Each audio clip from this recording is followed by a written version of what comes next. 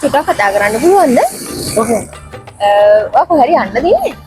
මම මේ බස් එකේ ඉන්නේ මට එපා වෙලා දින්නේ මගුල අප්පා. හරි සර් චුට්ටක් අපේ ෂොප් එකට එන්නකෝ.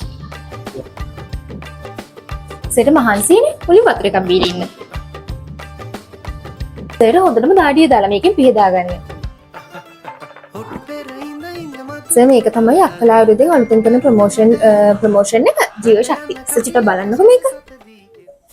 මේ බලපන් උඹ වෛරල් ගිහින් බා කොල්ලෙක් ගොඩාක් දුකින් පාරායිනට වෙලා අඬ අඬ ඉන්නවා අපි දැක්කා. අපි යාගෙන් ඇහුවා ඇයි ඔයා අඬන්නේ කියලා.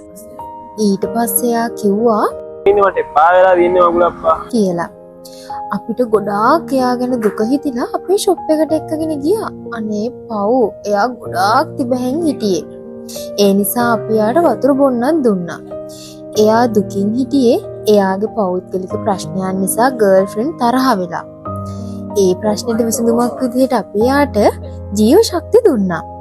බලන්න එයාගේ සතුටට එයාට කඳුළුත් ආවා. යක්කලට එන්න බැරි ඔයා නිෂ්පාදන ඔන්ලයින් ගෙදරට ගෙන්න ගන්න බලාපොරොත්තු වෙනවා නම් රුපියල් 5000 හෝ 5000ට වැඩියෙන් ගන්න ඕනම නිෂ්පාදනයකට ඔයා ලංකාවේ කොහේ හිටියත් ඩිලිවරි ෆ්‍රී.